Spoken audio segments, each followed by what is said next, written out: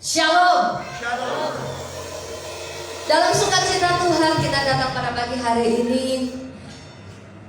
Jika dalam satu minggu ini matahari malu-malu muncul dan matahari menjadi sebuah kerinduan buat setiap kita karena diguyur hujan selama satu minggu ini, tetapi yang jelas bahwa kasih setia Tuhan, kasih Tuhan itu seperti fajar yang menyingsing di pagi hari. Pasti dan pasti kasih Tuhan menyertai kita semua. Ada amin? Amin. Ketika ku hadapi kehidupan ini, jalan mana yang harus ku pilih? Ku tahu ku tak mampu, ku tahu ku tak sanggup. Hanya Kau Tuhan tempat jawabanku. Aku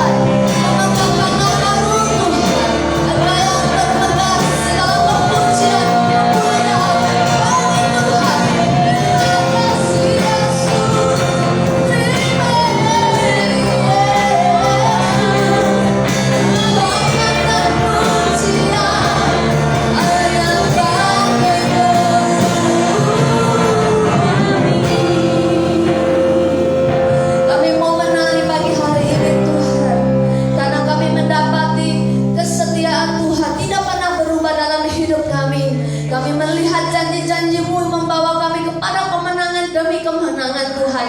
Karena pagi ini Tuhan, karena itu kami mau menari, kami mau bersuka cita, kami mau mengangkat tangan kami mau mengangkat suara kami. Sekalipun mungkin suara kami terganggu dengan kesehatan kami, Tuhan, tetapi kami mau memberi yang terbaik pagi ini hanya bagi Tuhan. Tuhan, jamah dan lawat umat-Mu yang hadir pada pagi hari ini, kami mau menikmati suasana surgawi di tempat ini. Karena Tuhan Yesus ada di tengah-tengah kami. 2-3 orang berkumpul demi nama-Mu, di situ Engkau ada. Terima kasih Tuhan, di dalam nama Tuhan Yesus Kristus. Yang percaya katakan amin. Kesetiaan Tuhan itu seperti tembok, ada di kanan kiri kita. Tuhan itu setia, kiri kananku ada Tuhan.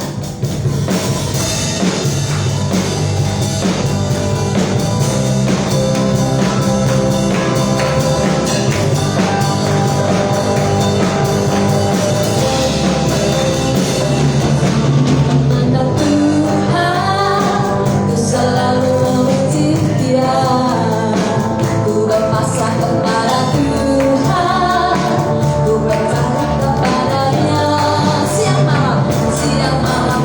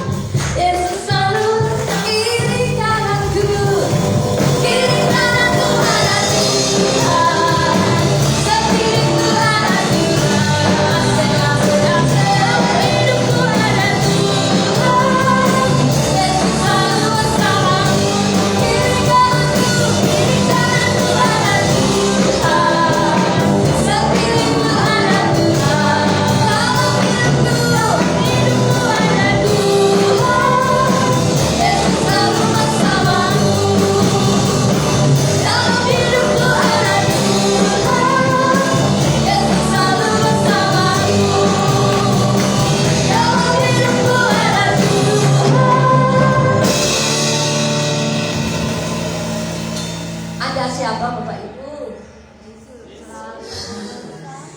Ada bersamaku. Haleluya, haleluya. Silakan duduk. Kita semua sudah menari, kita semua yang sudah bertepuk tangan dan memuji dengan sepenuh energi, sepenuh ekspresi kita. Sebahagia itu kita di dalam Tuhan, karena kita tahu kita tinggal di dunia ini tidak sendiri, tapi ada Tuhan Yesus yang menopang kita. Amin Bapak Ibu. Amin. Jadi jangan gentar, jangan takut. Ingat Tuhan siang malam. Mikirin duit boleh, tapi jangan lupa ingat Tuhan juga siang malam yang terutama. Ingat khotbah minggu lalu. Amin. Mari kita siapkan hati untuk mendengarkan firman Tuhan. Bersama Yesus, Engkau ada di setiap musim kehidupan kita. Musim hujan, musim panas Tuhan ada. Musim paceklik, musim panen Tuhan juga ada dalam hidup kita. Engkau ada bersamaku di setiap musim hidupku. Tak pernah kau biarkan ku sendiri. Kekuatan kita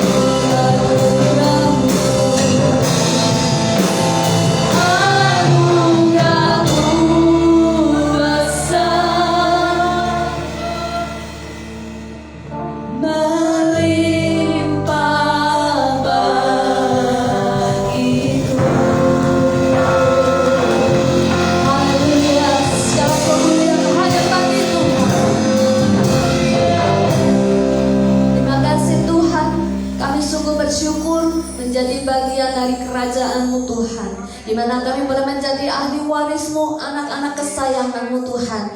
Kami diwarisi dengan janji-janji Tuhan yang pasti dan yang amin, yaitu di dalam Alkitab kami, di dalam firman Tuhan-Mu yang akan sebentar kami dengarkan, yang akan sebentar kami terima daripada hamba-Mu. Kiranya Tuhan Engkau mengurapi hamba-Mu yang sudah Tuhan persiapkan untuk memberkati kami jemaat GBS Purwokerto. Biarlah Kau lawat kami semua jamah hati kami Tuhan, biar kami mengerti apa yang Kau kehendaki atas hidup kami. Kami sambut berkat firman-Mu di dalam nama Tuhan Yesus Kristus yang percaya, katakan amin. Silakan duduk. Salam saudara. Selamat pagi. Apa kabar? Luar biasa, Tuhan Yesus baik, amin. Nah, Ibu bapak saudaraku yang dikasih Tuhan, pada pagi hari ini saya ingin mengajak saudara untuk merenungkan kebenaran firman Tuhan, bahwa minggu yang lalu kita men-sharingkan tentang utamakan Allah, ya. Mengutamakan Allah, Bapak Ibu dan saudaraku yang dikasih Tuhan. Pada pagi hari ini kita akan melihat sisi yang lain, ya. Biasanya orang yang mengutamakan Allah itu dia akan memikirkan terus-menerus apa yang menjadi maunya Tuhan dalam kehidupan yang dilaluinya. Tapi sebaliknya, orang-orang yang tidak mengutamakan Allah cenderung untuk melupakannya. Jadi password pada hari ini adalah lupa. Lupa itu adalah kata yang seringkali kita ucapkan. Saudara dan saya seringkali mengucapkan kata ini, yaitu lupa. Nah, Ibu bapak saudaraku yang dikasih Tuhan, sebelum lebih lanjut kita akan membaca firman Tuhan dari Hakim-Hakim pasal yang ketiga. Kita akan membaca dan kitab Hakim-Hakim pasal yang ketiga, ayat yang ke-7 sampai dengan ayat yang ke-11. Hakim-Hakim pasal yang ketiga, ya. Hakim-Hakim pasal yang ketiga, ayat yang ke-7 sampai dengan ayat yang ke-11. Dalam Alkitab saudara dan saya diberikan judul Otniel, ya, Otniel. Ya. Saya membaca ayat yang ganjil, ibu bapak saudara membaca ayat yang genap. Begini bunyi firman Tuhan. Orang Israel melakukan apa yang jahat di mata Tuhan. Mereka melupakan Tuhan Allah mereka dan beribadah kepada para Baal dan para Asyera.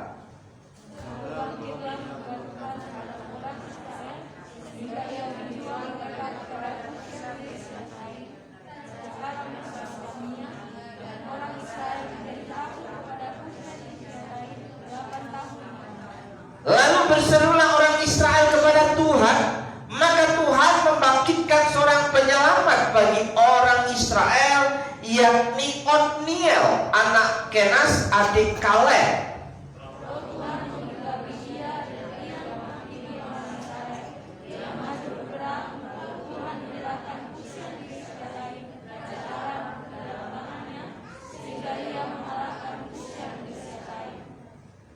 Lalu amanlah negeri itu 40 tahun lamanya.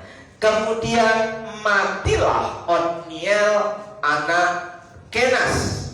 Demikian pembacaan firman Tuhan pada pagi hari ini, ibu bapak saudara yang dikasih Tuhan. Sekali lagi shalom. Shalom. Ya.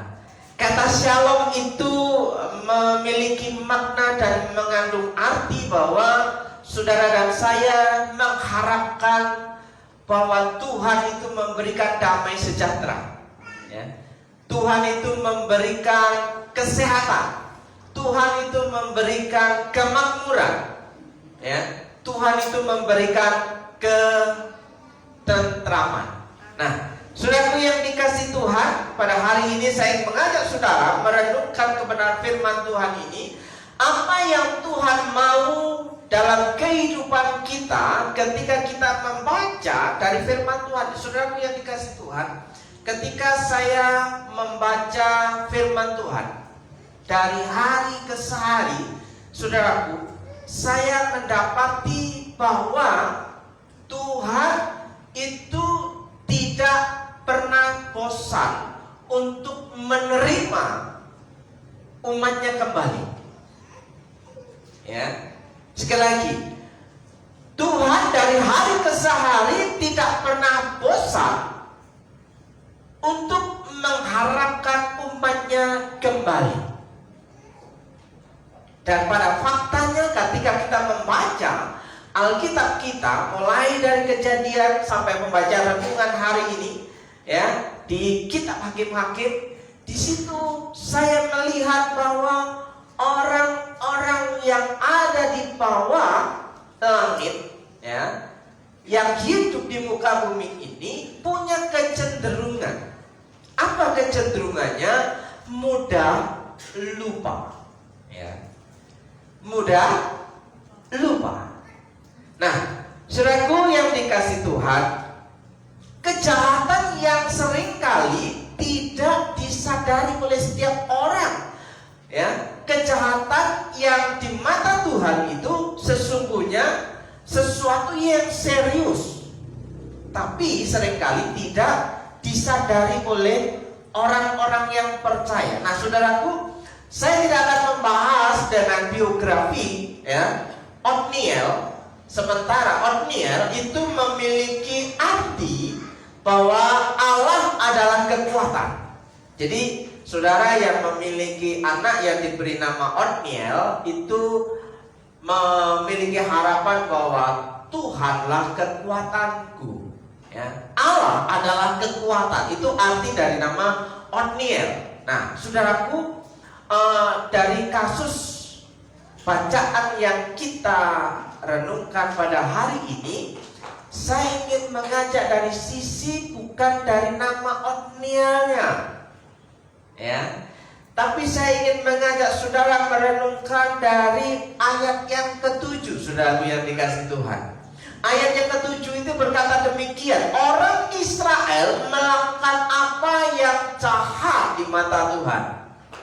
Saudaraku, perjalanan bangsa Israel dari negeri Mesir menuju tanah Kanaan itu mengalami pergantian kepemimpinan demi kepemimpinan. Pemimpin pertama diemban oleh Musa, setelah Musa digantikan oleh Yosua. Begitu juga imam-imam yang melayani di bait Allah, di balai pertemuan.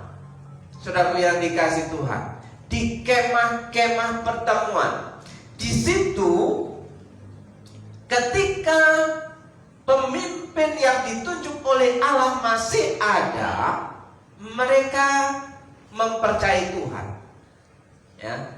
Ketika pemimpin mereka meninggal, orang Israel mulai kembali ke tabiatnya yang semula. Tabiatnya yang semula apa? Kalau saudara membaca kitab Hakim-Hakim, setelah Yosua mati, ya, setelah imam-imam mati, ya, tidak ada pemimpin pada waktu itu, orang Israel mulai hidup dalam kenyamanan, kemapanan. Mereka menikmati milik pusaka yang diberikan Tuhan kepada mereka. Mereka menduduki kota-kota hasil peperangan pada zaman generasi pertama dan kedua. Dan generasi yang ketiga, mereka hanya menikmati buah dari perjuangan orang-orang Israel terdahulu, saudara yang dikasih Tuhan. Nah, ada kenyamanan, ada kemapanan, sehingga mereka mudah melupakan Tuhan karena tidak mengalami yang namanya perjuangan untuk merebut menduduki tanah Kanaan. Nah, saudara, mereka mudah lupa. Saudara membaca di pasal pertama, kedua, sampai pasal yang ketiga, ya, orang Israel melakukan apa yang jahat di mata Tuhan, membangkitkan seorang pemimpin, ya, seorang hakim untuk menghakimi. Zaman Hakim-Hakim ini berbicara tentang bahwa Orang Israel diberikan seorang hakim. Diberikan seorang hakim itu yang menghakimi, memecahkan perkara yang ada di kelompok orang Israel. Nah, saudaraku yang dikasih Tuhan, di sini dibangkitkan seorang hakim. Mereka kembali berseru kepada Tuhan. Kenapa mereka berseru kepada Tuhan? Karena setelah mengalami kesusahan, ya, selama mereka mengalami kemakmuran, selama mereka mengalami kenyamanan, kemapanan, mereka kembali berbuat apa yang jahat di mata Tuhan. Kalau kita melihat, dan diulangi lagi di bagian ini, ya, orang Israel melakukan apa yang jahat di mata Tuhan. Apa itu kejahatan yang dibuat oleh orang Israel? Mereka melupakan Tuhan Allah mereka. Rupanya dari sini kita melihat bahwa melupakan Tuhan itu adalah kejahatan di mata Tuhan. Nah, di dalam isinya, ketika seseorang melupakan Tuhan, apa yang dilakukan? Ya, dan mereka beribadah kepada para Baal dan para Asyera. Nah, ini rupa-rupa berhala, rupa-rupa ilah lain yang ada pada waktu itu. Mereka bisa membuat satu idola, membuat satu penyembahan selain Allah yang diagung-agungkan dalam kehidupan, yang tampak seperti sesuatu yang dirawat, sesuatu yang dihormati selain daripada Allah. Saudaraku yang salah satunya dinama Asyera, nah, atau para Baal. Nanti ada Ashtoreth. Nah, saudaraku yang dikasih Tuhan, kejahatan yang tidak disadari, yang seringkali orang tidak tahu bahwa itu jahat di mata Tuhan, adalah soal lupa. Nah, ibu bapak, saudaraku yang dikasih Tuhan, apa arti lupa? Arti lupa dalam kamus itu dikatakan lepas dari ingatan. Kata lupa itu memiliki arti lepas dari ingatan. Lepas dari ingatan artinya sudah tidak ada lagi, ya. Tidak dalam pikiran, tidak dalam pikiran, kosong, ya. Tidak teringat, abai atau lali. Nah, itu arti daripada kata lupa, saudaraku. Nah, seringkali kata lupa ini sesuatu yang biasa-biasa, yang normal-normal saja dalam kehidupan kita, ya. Tidak dalam pikiran. Jadi pikiran kita nggak ada sesuatu tentang yang diingat itu. Lepas dari ingatan, tidak teringat lagi, pokoknya lupa, lali. Nah, saudaraku, ternyata melupakan di sini punya makna kejahatan di mata Tuhan. Sementara kejahatan di mata Tuhan itu dikatakan berdosa kepada Tuhan. Melupakan Tuhan itu jahat. Melupakan Tuhan itu dosa. Ya, upah dosa ialah maut. Saudaraku, Roma 6 ayat 23. Upah dosa itu maut. Tapi dalam kita membaca dalam Ulangan pasal 8 ayat 19 berkata demikian, Bapak Ibu. Tetapi jika kamu sama sekali melupakan Tuhan, konteksnya melupakan Allahmu dan mengikuti Allah lain, beribadah kepadanya, sujud menyembah kepadanya, aku memperingatkan kepadamu hari ini bahwa kamu pasti binasa. Bayangkan, lupa, konsekuensinya itu sangat-sangat besar. Lupa, konsekuensinya itu membuat satu kerugian yang sangat-sangat besar. Apa kerugiannya? Kalau melupakan Tuhan, kamu pasti binasa. Binasa itu maut, ya. Binasa itu berada pada posisi kena murka Allah, ya. Binasa itu pada posisi hukuman kekal. Nah, saudaraku yang dikasih Tuhan, kamu pasti binasa. Kalau kita mendengar kata ini, kamu pasti binasa, kamu tidak akan selamat. apa yang kita pikirkan. Ternyata ketika kita mulai melupakan Tuhan, konsekuensinya adalah kan pasti binasa. Nah, kenapa orang itu bisa melupakan Tuhan? Kita melihat dari sisi Ulangan 8 ayat yang ke-14. Rupanya orang yang sering, yang suka melupakan Tuhan itu orang yang tinggi hati. Orang yang tinggi hati itu adalah orang yang sombong. Orang yang menganggap bahwa ia bisa karena tangannya sendiri. Saudaraku yang dikasih Tuhan, ia selamat karena ia berjuang sendiri. Ia mengalami kemapanan karena usahanya sendiri. Tapi Tuhan mau katakan bahwa tinggi hati itu, kalau dalam Amsal kita membaca, bahwa awal dari sebuah kehancuran. Ketika kita mulai tinggi hati, ujung-ujungnya nanti kamu pasti binasa. Nah, saudaraku yang dikasih Tuhan, seringkali kita menganggap enteng tentang lupa. Seringkali kita menganggap remeh tentang tinggi hati, tentang kesombongan. Ya, kenapa? Ya wajar dong, saya sombong dikit, wajar dong, kan gitu kan. Seringkali kita berkata, memaklumi diri sendiri bahwa saya harus dihargai, saya harus dihormati. Makanya ketika kita mengalami tekanan dari pihak lain, dari orang lain, kita akan merasa bahwa kita sedang direndahkan. Nah, saudara yang dikasih Tuhan, disinilah mulai muncul bibit dan benih untuk bisa melupakan Tuhan.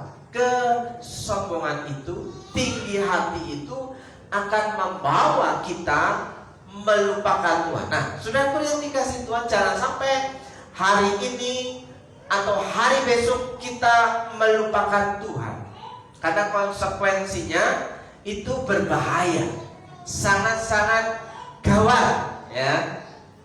Kalau kita hari ini berkata, aku lupa. Pernahkah saudara berpikir bahwa kata lupa itu mengandung satu kerugian? Ya. Salah satu contoh adalah beberapa minggu yang lalu, saudaraku yang dikasih Tuhan, istri saya lupa. Apa yang ia lupakan? Lupa bahwa SIM surat izin mengemudinya itu berakhir di tanggal 6. Saudara yang dikasih Tuhan, lupa karena kondisi kurang enak badan, karena kondisi sakit, karena kondisi lelah, karena kondisi banyak pikiran, karena kondisi apa saja yang mempengaruhi tentang lupa. Nah, baru tanggal 7 istri saya berkata, Mas, ternyata SIM saya mati 1 hari. Saya bilang, wah, harus bikin baru itu. Harus bikin baru. Telat 1 hari saja, nggak bisa diperpanjang, harus bikin baru itu. Nah, saudara yang dikasih itu, apa konsekuensi lupa yang dialami oleh istri saya yang berdampak dalam kehidupan saya? Bayarnya mahal, saudara yang dikasih Tuhan. Nah, harusnya bisa dinikmati sepanjang minggu, sepanjang bulan.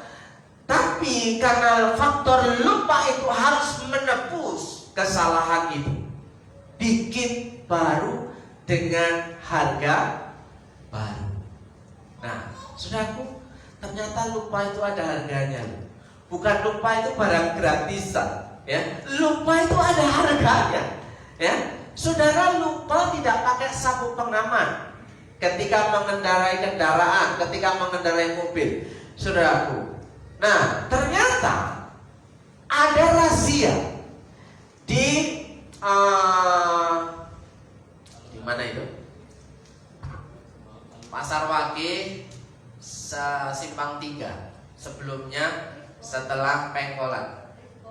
Ya, di Krispo, saudaraku. Saya mengantar istri saya, ya, ke gereja tetangga. Ya, dengan santainya saya menyupir mobil itu tanpa menyempangkan, ya, kan itu bukan sabuk pengaman, ya, ya, itu, ya, lupa menaruh di depan dada, sudah yang dikasih. Ternyata pas pengkolan itu nongol sedikit sudah ada bapak-bapak berseragam. Disuruh minggirlah saudaraku yang Bapak tahu kesalahannya? Ndak tuh? Ya. Ndak tuh? Oh ya. Padahal setelah berhenti saya langsung gini, udah lah Pak, gak usah dibenerin, sudah telat katanya. Rupanya sudah diincar dari jauh, udah tahu saudaraku, sudah jeli itu incarannya itu. Ya sudah, akhirnya apa? Kena tilang sabuk gara-gara tidak memasang sabuk pengaman, saudaraku yang dikasih Tuhan. Gara-gara lupa hal yang sepele, akhirnya harus melakukan setoran, saudara. Itu yang pertama. Yang kedua, saya kena 2 kali, ya. Di lampu merah yang ada aksesoris kayu putih itu. Sebelum SMK apa itu? Ya, biasanya di situ ada rahasia juga. Percaya diri walaupun pemimpin rahasianya teman, tapi kan yang lain bukan teman, ya kan? Diberhentikan juga. Setelah lampu merah lewat diberhentikan, ya kan? Sama siapa? Siapa? Dari mana Pak? Pura-pura. Dari mana Pak? Oh ini, kenapa sih? Cuma kenapa sih? Gak ngomong banyak, cuma langsung dikasih tulisan selembar kertas. Saudara yang dikasih Tuhan, teman yang mencegah teman, sering pelayanan bareng, ya, yang bertugas, ya, di depan Gatot Subroto itu, saudara. Dia orang penting di situ. Ternyata dikasih juga surat cinta itu, saudara. Nah, lupa memakai sabuk pengaman. Ya, ternyata ada upah yang harus diterimanya. Ada banyak kali terjadi demikian, saudaraku yang dikasih Tuhan. Saudaraku lupa mematikan keran air pump. Kalau cuma 20 menit, itu normal. Tapi kalau sampai 3 jam, apa yang terjadi? Pembengkakan, ya, pembayaran metranya, saudara yang dikasih Tuhan. Ya, ada banyak hal lain faktor lupa yang kita anggap tidak memerlukan biaya, ternyata faktor lupa itu mengandung biaya. Saudara yang ada yang lupa makan, ada yang lupa makan, hati-hati loh, itu nggak gratis loh. Kalau lupa makan konsekuensinya asam lambung naik. Ya, konsekuensinya mahal, saudara. Cuma lupa makan. Nah, saudaraku, itu yang kita hadapi hari-hari. Tapi kalau melupakan Tuhan, konsekuensinya lebih bahaya lagi, saudaraku yang dikasih Tuhan. Kita akan melihat di sini akibat melupakan Tuhan. Ya, akibat melupakan Tuhan. Kalau kita melihat catatan kita hari ini, bangkitlah murka Tuhan. Gara-gara, bukan gara-gara sih. Oh, namanya melupakan Tuhan itu bukan gara-gara, sengaja, ya, melupakan Tuhan, meninggalkan Tuhan, ya, tidak setia kepada Tuhan. Dikatakan di sini bangkitlah murka Tuhan. Allah murka, kamu pasti binasa, ya. Tuhan marah. Saudaraku, kalau kita mendengar Allah murka, Tuhan marah, kira-kira apa yang ada terbersit dalam hati nurani kita, sanubari kita, pikiran kita akan merasakan apa? Kalau Allah murka, Ya kan? Kalau melihat orang tua kita murka, guru kita murka, marah, pimpinan kita marah, ada rasa deg-degan, ada rasa was-was, ada rasa takut. Tapi ketika kita membaca Allah murka, apa yang kita rasa? Ya, kira-kira Hizkia ketika membaca Alkitab tentang Hakim-Hakim pasal yang ketiga ini, kira-kira apa dalam ayat yang ke-7 yang Hizkia pikirkan? Ya? Mengerikan. Ya, mengerikan. Ya, kalau Allah murka itu mengerikan. Tapi faktanya gini, ada banyak orang tidak menyadari bahwa Allah murka pada zaman ini itu tidak serta-merta dalam kasus-kasus tertentu. Tapi adalah kasus-kasus yang lain bisa terjadi seketika langsung binasa. Kalau kita melihat ayat yang di atas. Nah, saudara, akibat melupakan Tuhan, bangkitlah murka Tuhan. Ya, Tuhan marah. Apa yang dilakukan Tuhan terhadap orang Israel pada waktu itu? Nah, kemarahan Tuhan itu mengakibatkan apa? Saudara yang dikasih Tuhan. Ya, ayat yang ke-8, lalu bangkitlah murka Tuhan terhadap orang Israel sehingga ia menjual orang Israel itu, ya, kepada Kusyan Rishyataim, orang Midian, ya, raja Aram Mesopotamia. Dan orang Israel menjadi takluk kepada Kusyan Rishyataim. Berapa tahun? 8 tahun lamanya. 8 tahun itu waktu yang pendek atau waktu yang panjang? Ibu bapak saudara, ya, 1 tahun aja udah lama, apalagi 8 tahun. Ya, Tuhan menjual. Apa maksud menjual di sini? Ya, ia menjual mereka kepada Kusyan Rishyataim. Ya, ternyata Allah itu membiarkan mereka dikalahkan oleh Raja Kusyan Rishyataim dari Mesopotamia. Sehingga orang Israel ditaklukkan, orang Israel mengalami kekalahan, dibiarkan melakukan pembiaran terhadap orang Israel. Biasanya kalau orang Israel berperang selalu menang. Karena apa? Mengikuti petunjuk Allah. Ya, selalu bertanya kepada Allah, Tuhan boleh maju gak?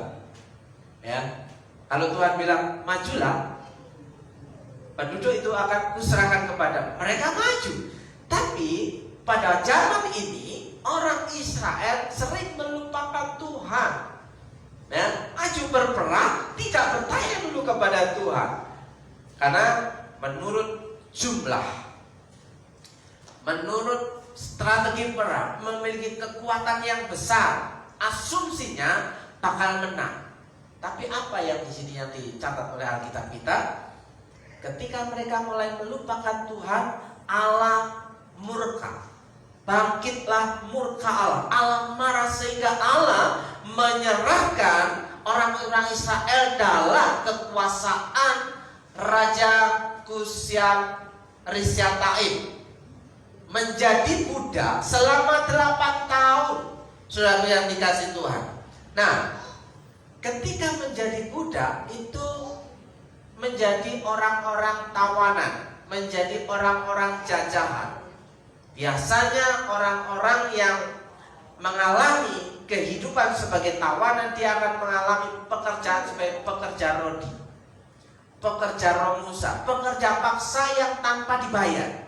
Nah, saudaraku, mereka mengalami yang namanya, kalau catatan dalam Hakim-Hakim pasal yang ke-6 ayat yang ke-6, orang Israel menjadi sangat melarat. Ini dalam kasus berbeda, tapi dalam pengertian ketika mereka mulai melupakan Tuhan, Tuhan menyerahkan kepada musuh. Tuhan membiarkan mereka kalah. Tuhan membiarkan mereka mengalami penderitaan. Dan pada sampai zaman Hakim pasal yang ke-6 ayat yang ke-6, orang Israel mengalami yang sangat-sangat parah. Dikatakan menjadi sangat melarat oleh perbuatan orang Midian itu. Lalu, kalau sudah begitu, orang Israel kembali, lalu berserulah mereka kepada Tuhan. Ya, kira-kira saudara yang dikasih Tuhan, kehidupan yang seperti ini, ya, ketika sudah jatuh ketimpa tangga, ya, sudah terpuruk, sudah mengalami kesengsaraan, baru mereka berserulah orang Israel kepada Tuhan. Sama dengan kasusnya di Hakim pasal yang ketiga, Bapak Ibu dan Saudara yang dikasih Tuhan. Setelah mereka ditaklukkan oleh musuh, setelah mereka ditinggalkan oleh Tuhan, setelah mereka mengalami penderitaan selama 8 tahun, ayat yang ke-9 dicatat, lalu berserulah orang Israel kepada Tuhan. Berserulah orang Israel kepada Tuhan. Di sini baru orang Israel memikirkan Tuhan, baru mengingat Tuhan. Kemarin-kemarin kemana aja, gitu kan? Kemarin-kemarin kemana aja? Sudah mapan, sudah aman, sudah tentram, sudah nyaman. Mereka melupakan Tuhan. Ketika mereka dibiarkan oleh Tuhan sehingga mengalami penaklukan musuh, mereka menderita, mereka baru mengingat Tuhan. Nah, saudara, mengingat Tuhan itu apa? Mengingat Tuhan itu memikirkan Tuhan. Ya, ketika seseorang memikirkan Tuhan, seseorang itu akan senang berseru kepada Tuhan. Nah, umat Israel berseru minta tolong kepada Tuhan. Kalau sudah jatuh, kalau sudah terpuruk, baru minta tolong kepada Tuhan. Berseru, kalau boleh dibilang berteriak minta tolong kepada Tuhan. Nah, ketika mereka minta tolong kepada Tuhan, apakah Tuhan di situ langsung dendam?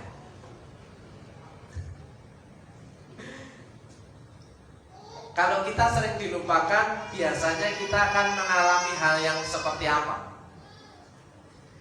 Kita biasa senang-senang bareng-bareng, kita biasa senang pergi jalan bareng, kita biasa senang-senang untuk makan bareng.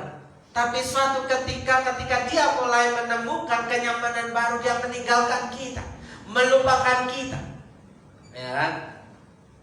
Tapi ketika mereka teman sahabat kita ini mulai mengalami situasi dan kondisi yang tidak baik, mulai mengingat kita lagi dan datang kepada kita lagi, terus kita akan berkata apa biasanya? Ya. Pernah ditinggalkan oleh orang dekat? Pernah dilupakan oleh sahabat baik kita? Ya, giliran susah ingat, tapi giliran senang sudah gak ingat lagi, kan gitu kan? Sudah yang dikasih Tuhan. Nah, di sini Tuhan ketika orang Israel berseru minta tolong kepada Tuhan, sifat Tuhan kita Allah Maha Pengasih lagi Maha Penyayang itu berlaku. Allah yang panjang sabar itu berlaku. Ya kan? Kenapa? Allah itu Maha Penyayang lagi Maha Pengasih. Kuncinya cuma satu, kalau mau kembali berseru kepada Tuhan. Tapi kalau sering-sering melupakan Tuhan, gimana kira-kira? Ya jatuh bangun, begitu saudara yang. Nah, kehidupan yang jatuh bangun itu sesuatu yang sebenarnya tidak mengenakan. Dalam kita cenderung menginginkan sesuatu zona yang nyaman, zona yang enak, zona yang mengalami kehidupan kita tentram, saudara. Tapi ada kalanya kita melupakan Tuhan terlalu sering, dan baru ingat Tuhan kalau kita membutuhkan Tuhan. Umat Israel berseru minta tolong kepada Tuhan. Di situ Tuhan membangkitkan seorang penyelamat bagi orang Israel, yaitu Otniel. Ketika orang Israel berseru kepada Tuhan, Tuhan tergeraklah hatinya oleh belas kasihan, sehingga Tuhan membangkitkan seorang yang bernama Otniel sebagai hakim. Catatan Alkitab saudara menerangkan bahwa Otniel itu hakim yang pertama dalam kitab Hakim-Hakim. Ya, memberikan seorang penyelamat bagi orang Israel. Tuhan memberikan Otniel untuk membebaskan mereka. Pembebasan yang dimunculkan, yang dibangkitkan. Kenapa? Seorang hakim. Harusnya seorang pahlawan. Kalau diharapkan menjadi seorang penyelamat, orang yang hebat, orang yang gagah perkasa, orang yang luar biasa, harusnya seperti itu bayangan kita hari ini. Tapi pada waktu itu, kenapa Tuhan membangkitkan Otniel seorang hakim untuk menyelamatkan mereka?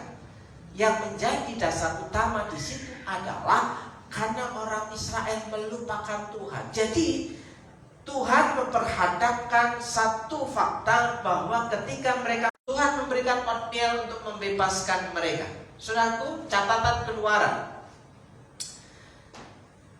Melupakan Tuhan dalam konteks hari-hari ini adalah bagaimana kita tetap bisa setia beribadah. Bagaimana kita tetap mengingat Tuhan, sehingga kita kembali kepada hukum Taurat, saudaraku yang dikasih Tuhan, kepada hukum Taurat yang diberikan kepada Musa. Dalam Keluaran 28 ayat yang ke-8, ingatlah dan kuduskanlah hari Sabat. Ya. Dalam konteks orang Kristen, hari Sabat itu adalah hari Minggu. Dalam konteks orang Yahudi, hari Sabat itu adalah hari Sabtu. Ya. Kenapa hari Minggu disebut dengan hari Sabat bagi orang Kristen yang percaya kepada Tuhan Yesus? Karena pada hari Minggu Yesus bangkit dari antara orang mati. Di situ orang-orang yang percaya kepada Yesus, ya, mengucap syukur atas kebangkitan Tuhan. Kita mengalami pembebasan. Tuhan sudah bangkit dari antara orang mati. Nah, saudaraku yang ingatlah dan kuduskanlah hari Sabat. 6 hari lamanya engkau akan bekerja dan melakukan segala pekerjaanmu, tetapi hari yang ke-7 adalah hari Sabat Tuhan Allah. Bagaimana kita mengingat Tuhan dalam konteks beribadah, saudaraku yang dikasih Tuhan? Tugas hamba Tuhan itu memperkatakan isi kitab suci, ya, mengingatkan apa yang Tuhan mau dalam kehidupan orang percaya. Seperti hal ini, ya, Tuhan membangkitkan seorang penyelamat yang bernama Otniel itu untuk membebaskan orang Israel dari penjajahan, ya, dari kesengsaraan. Nah, konteksnya kita mengingat Tuhan hari ini adalah bagaimana kita tetap setia beribadah. Dalam Keluaran pasal 31 ayat 14, haruslah kamu pelihara hari Sabat, memelihara hari Sabat. Saudaraku, yang namanya memelihara itu memperhatikan, tidak melupakan. Yang nama memelihara itu memiliki perhatian khusus. Ya, haruslah kamu pelihara hari Sabat, sebab itulah hari kudus bagimu. Siapa yang melanggar kekudusan hari Sabat itu pastilah ia dihukum mati. Ternyata, saudaraku, hukum Taurat itu saklek. Ya, hukum Taurat itu kalau tidak dilakukan hukumannya mati, hukumannya binasa. Tapi seringkali orang percaya menganggap bahwa perintah Tuhan itu bisa dianulir. Bisa dianulir itu bisa diakalin, ya kan? Dengan pengertian-pengertian kita sendiri. Tapi kalau kita membaca firman Tuhan hari ini, haruslah kamu pelihara hari Sabat. Ya. Sebab itulah hari kudus bagimu. Siapa yang melanggar kekudusan hari Sabat itu pastilah ia dihukum mati. Sebab setiap orang yang melakukan pekerjaan pada hari itu, orang itu harus dilenyapkan dari antara bangsanya. Saudaraku, bagi orang Yahudi hari-hari ini masih memberlakukan hal ini. Pada hari Sabat tidak boleh melakukan pekerjaan, termasuk membuka handle pintu. Membuka handle pintu itu memiliki nilai melakukan suatu pekerjaan. Jadi pada hari Minggu, jadi pintu-pintu yang ada di hotel itu semuanya otomatis. Pada hari Sabat itu mereka tidak boleh melakukan pekerjaan, ya, tidak masak, karena masak itu melakukan pekerjaan. Jadi dihandle satu hari sebelumnya. Nah, saudaraku, orang-orang Yahudi sampai hari ini masih memelihara hari Sabat. Mereka sangat taat dengan hukum ini, ya. Orang itu harus dilenyapkan dari anak. Orang Yahudi sangat menghormati, menghargai hukum ini, saudaraku yang dikasih Tuhan. Karena mereka melakukan perintah Tuhan sesuai dengan hukum Taurat Musa. Ayat 15 di pasal yang ke-31. 6 hari lamanya boleh dilakukan pekerjaan, tetapi pada hari yang ke-7 adalah ada Sabat, hari perhentian penuh, hari kudus bagi Tuhan. Setiap orang yang melakukan pekerjaan pada hari Sabat, pastilah ia dihukum mati. Rupanya kata melupakan Tuhan itu bertolak belakang dengan mengingat Tuhan. Kata melupakan Tuhan itu artinya sudah meninggalkan Tuhan. Kata melupakan Tuhan itu tidak ingat lagi kepada Tuhan. Nah, saudaraku yang dikasih Tuhan, kalau minggu yang lalu mengutamakan Allah, ya, hari ini jangan sampai kita melupakan Tuhan. Kalau kita melupakan Tuhan, konsekuensinya berbahaya. Mungkin kita tidak menyadari, ya, bahwa bagian dalam kehidupan kita itu akibat dari sebuah keputusan yang kita ambil. Kenapa hari ini kita seperti ini? Jangan lupa bahwa itu sudah terjadi keputusan yang terdahulu yang kita ambil, akibatnya hari ini kita nikmati, kita alami. Nah, saudaraku yang dikasih Tuhan, orang yang mengingat Tuhan sebagai bagian dari kehidupannya, Tuhan memberikan kalimat penutup dalam firman Tuhan hari ini, bahwa Tuhan akan memberikan rasa aman dan tentram bagi orang yang memikirkan Tuhan, bagi orang yang tidak melupakan Tuhan, bagi orang yang tidak mengabaikan Tuhan, bagi orang yang tidak menduakan Tuhan. Tuhan memberikan keamanan dan ketentraman. Saudara membaca bagian ini ayat yang ke-10. Roh Tuhan menghinggapi dia. Dia siapa? Otniel, dan ia menghakimi orang Israel. Ya, ia maju berperang. Lalu Tuhan menyerahkan Kushan-Rishathaim, raja Aram, ke dalam tangannya, ke tangan Otniel, sehingga ia mengalahkan Kushan-Rishathaim. Nah, saudaraku yang dikasih, ketika mereka kembali berseru kepada Tuhan, ya, Tuhan membangkitkan Otniel sebagai penyelamat mereka. Ketika mereka maju berperang, di situ Tuhan menyerahkan musuhnya ke dalam tangan Otniel. Yang tadinya ketika mereka melupakan Tuhan, mereka maju berperang, Tuhan membiarkan mereka dalam, ya, kekalahan. Ketika mereka kembali berseru kepada Tuhan, mereka ditolong oleh Tuhan, ya. Tuhan menyerahkan musuh mereka ke dalam tangan mereka. Mereka mengalami kemenangan. Ayat yang ke-11 endingnya adalah, lalu amanlah negeri itu 40 tahun lamanya. Kemudian matilah Otniel anak Kenas. Saudaraku, berapa kali lipat? 8 tahun mengalami penderitaan, kesengsaraan akibat Tuhan menyerahkan mereka ke tangan musuh. Ketika mereka bertobat, Tuhan memberikan keamanan berapa tahun? 40 tahun, saudaraku. Berkali-kali lipat Tuhan memberikan kemurahan dan kebaikannya kepada orang Israel. Begitu juga Tuhan akan melakukan hal yang sama kepada kita jika kita mau kembali kepada Tuhan. Aman dan tentram itu akan menjadi bagian saudara dan saya. Amin. Aman dan tentram. Sekali lagi, aman dan tentram itu akan menjadi bagian orang yang mau kembali kepada Tuhan. Nah, saudaraku yang dikasih Tuhan, apakah kita hari-hari ini kita memiliki satu titik balik? Tuhan, beri aku kekuatan untuk apa?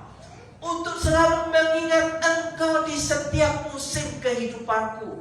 Ketika aku sedang berjuang mencari nafkah, ketika aku sedang berjuang untuk bekerja, ketika aku sedang berjuang untuk menghidupi keluargaku, berikan aku kekuatan untuk tetap mengingat Tuhan, berseru kepada Tuhan setiap saat, setiap waktu. Sehingga Tuhan mengatakan demikian, Ia maju berperang, lalu Tuhan menyerahkan Kusyan Risataim Raja Aram ke dalam tangan sehingga ia mengalahkan Kusyan Risataim.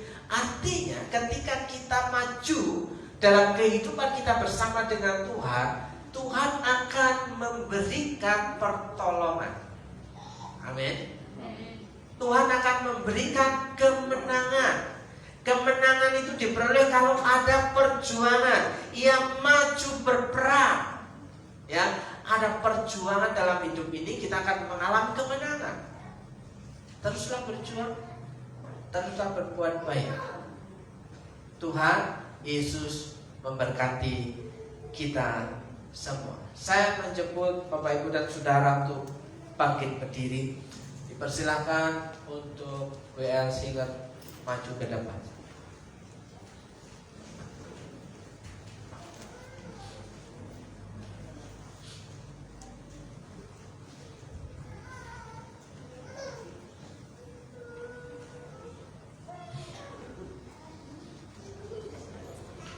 Saudaraku, saya beri kesempatan untuk merenungkan kehidupan kita berdasarkan kebenaran firman Tuhan hari ini. Saya ingin mengajak saudara, maukah kita kembali untuk tetap mengingat Tuhan, memikirkan Tuhan terus-menerus dalam detik demi detik, dalam setiap pekerjaan kita, dalam setiap tingkah langkah kita, dalam setiap perjalanan kita. Apakah kita mau tetap untuk memikirkan Tuhan dalam kehidupan kita, sehingga kemenangan demi kemenangan yang diberikan oleh Tuhan bukan pembiaran demi pembiaran yang dilakukan oleh Tuhan.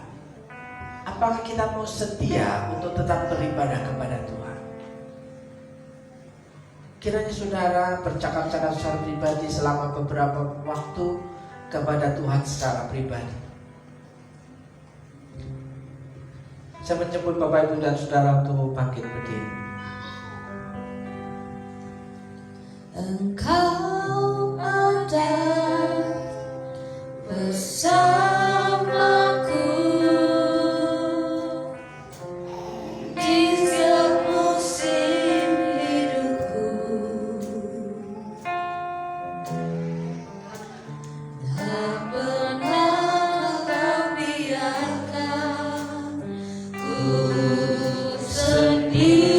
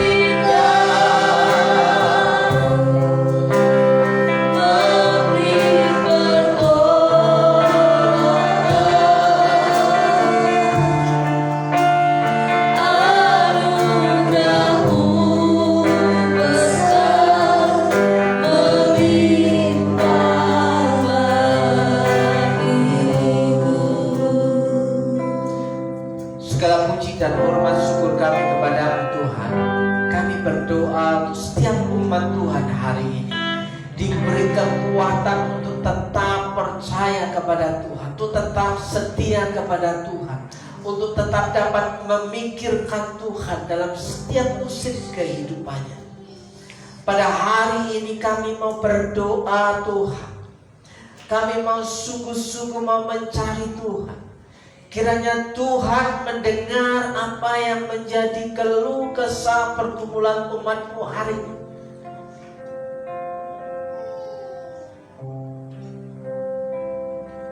Dan kami percaya Tuhan, Engkau tidak akan pernah bisa untuk menolak umat-Mu datang kembali kepadamu. Beri umat Tuhan keberanian untuk kembali kepada Tuhan. Beri umat Tuhan untuk berani untuk berseru kepada Tuhan. Beri keberanian umat Tuhan untuk tetap percaya dan setia kepada Tuhan. Terima kasih Tuhan. Hari ini kami percaya Tuhan peduli dengan umat Tuhan yang ada di tempat ini. Tuhan peduli dengan umat Tuhan yang sedang mengikuti ibadah melalui online live stream. Dan kami percaya Tuhan sangat peduli dalam kehidupan mereka. Tuhan bisa dan sanggup menolong kehidupan mereka dari segala apa yang menjadi pergumulan kehidupan mereka. Terima kasih Tuhan Yesus. Terima kasih Tuhan. Kami percaya bahwa Engkau Allah yang setia. Seperti hari ini kami mendengar berita Tuhan menyelamatkan orang Israel melalui seorang yang bernama Otniel, membangkitkan penyelamat, membangkitkan pemimpin untuk menyelamatkan bangsa Israel. Demikian juga kami percaya hari ini Tuhan sanggup memakai setiap kami untuk menjadi penolong bagi umat Tuhan. Dalam nama Yesus, saudara yang percaya bahwa Allah itu Maha Kuasa, Allah yang berkuasa berdaulat atas hidup saudara dan saya, sanggup mengendalikan kehidupan saudara dan saya mengalami kebaikan demi kebaikan. Yang percaya katakan amin. Amin. Silakan duduk kembali.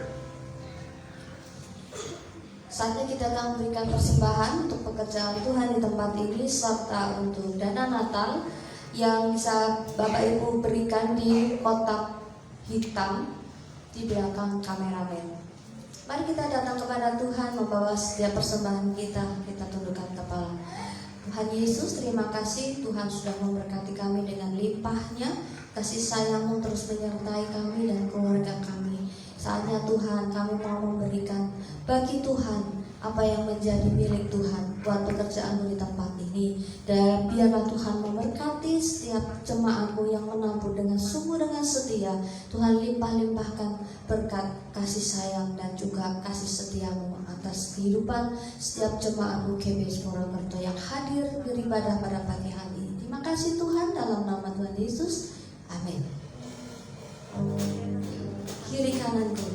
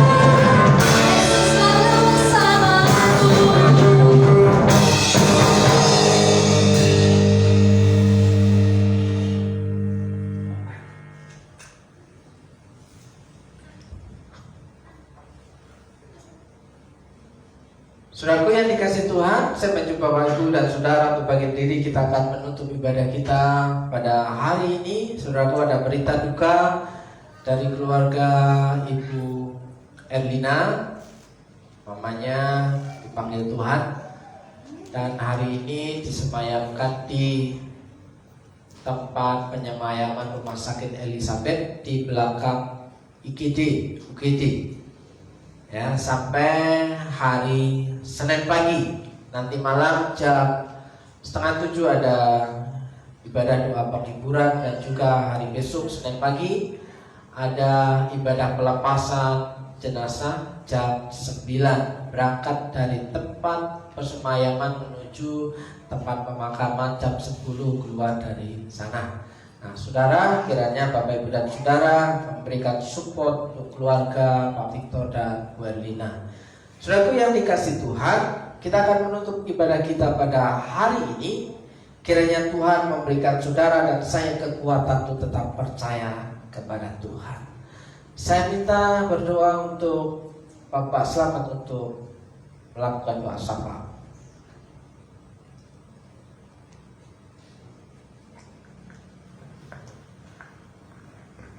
Terima kasih Tuhan.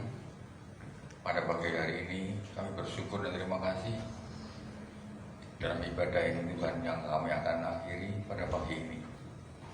Tuhan, Engkau sungguh baik pada kami. Engkau selalu mengajar kami. Engkau selalu menuntun kami, dan Engkau selalu mengingatkan kami. Biarlah kami selalu hidup dalam ketetapan-ketetapan menurut akan kehendak-Mu, maka semua kelimpahan akan ada dalam kehidupan kami semuanya. Terima kasih Tuhan. Jauhkan kami daripada yang jahat, jauhkan kami dari segala perkara yang tidak berkenan kepadamu, agar kami selalu dekat kepada Engkau. Yes. Pagi ini Tuhan, terima kasih atas berita firman-Mu. Biarlah pagi ini Tuhan, firman-Mu selalu ada di dalam kehidupan kami. Bukan hanya saya dengar pada pagi ini, tapi akan kami lakukan sesuai dengan kehendak dan rencana-Mu. Terima kasih Bapa, Engkau sudah pakai hamba-Mu pada pagi ini untuk memberitakan kepada firman-Mu bagi jemaat-Mu di sini. Engkau pakai lebih hari lebih jauh lebih baik, lebih hari lebih sempurna, sehingga kami sidang jemaat-Mu di sini boleh jemaat yang berkenan kepadamu, menjadi dewasa di dalam Engkau. Terima kasih Bapa, kami juga berdoa untuk jemaat-Mu di sini. Tuhan, kalau ada di antara kami yang lemah, biarlah ya Tuhan Engkau menguatkan kami. Kalau di antara kami ada yang lemah, Tuhan, kekuatan kami adalah Engkau. Di dalam nama-Mu, kalau ada kami yang sakit, Engkau lah yang menyembuhkan kami. Kalau ada di antara kami yang susah, Engkau lah yang menghiburkan kami. Dan dalam masalah Tuhan, buka jalan bagi kami. Kami percaya Tuhan, jikalau kami benar-benar beriman berseru kepada-Mu, Engkau selalu dan selalu mendengar doa kami dan menjawab doa kami. Yes. Karena iman kami kepadamu ya Bapa. Pagi hari ini Tuhan Yesus, tidak sia-sia kami datang pada pagi untuk beribadah, karena Engkau selalu mengingatkan kami, Engkau selalu mengajar kami, Engkau selalu Tuhan setia pada kami. Terima kasih Bapa. Terima kasih Tuhan Yesus. Terima kasih Roh Kudus yang selalu menghibur kami, memimpin dan menuntun kami pada pagi hari ini dalam ibadah ini. Pagi ini Bapa, kami percaya rencana-Mu itu indah bagi kami. Dan apa yang akan kami lakukan sepanjang hari-hari ke depan, kami percaya Tuhan buka jalan bagi kami. Terima kasih Bapa, Engkau memberkati jemaat-Mu yang mendengar firman pada pagi ini, baik yang mulai langsung, online dan offline pada pagi hari ini. Kami percaya Tuhan, Apa yang kami minta dengan iman kami yang ada ini, Engkau yang mendengar. Terima kasih Bapa. Pagi ini, apa yang kami minta, kami akan dapatkan karena semuanya kami minta hanya di dalam nama Yesus Kristus Tuhan. Terima kasih Bapak. Haleluya. Saudaraku yang dikasih Tuhan, mari kita pulang dengan menerima berkat Tuhan. Terimalah doa berkat untuk saudara. Jika kau baik-baik mendengarkan suara Tuhan Allahmu dan melakukan dengan setia segala perintahnya yang kusampaikan kepadamu pada hari ini, maka Tuhan Allahmu akan mengangkat engkau di atas segala bangsa di bumi. Segala berkat ini akan datang kepadamu dan menjadi bagianmu jika engkau mendengarkan suara Tuhan Allahmu dalam berkat nama Tuhan Yesus. Tuhan memberkati engkau, Tuhan melindungi engkau, Tuhan menyinari engkau dengan wajahnya dan memberi engkau kasih karunia. Tuhan menghadapkan wajahnya kepadamu dan memberi engkau damai sejahtera. Dalam berkat nama Yesus, diberkati hidupmu, diberkati rumah tanggamu, diberkati keluargamu, anak-anak pasanganmu, diberkati seisi rumahmu dalam berkat nama Yesus. Berkat-berkat yang baru menyertai hidup saudara. Berkat-berkat yang tidak lazim diperintahkan untuk mendatangi hidup saudara. Dalam berkat nama Yesus, Tuhan memberkati pekerjaanmu, usahamu, warungmu, tokomu, apapun yang engkau kerjakan, jerih lelah hari kemarin, hari ini, bahkan hari esok, Tuhan sanggup memberikan keuntungan demi keuntungan. Dalam nama Tuhan Yesus yang percaya bahwa Allah kita, Allah yang tetap setia dengan janji firman-Nya, katakan amin. Tuhan yang besar, yang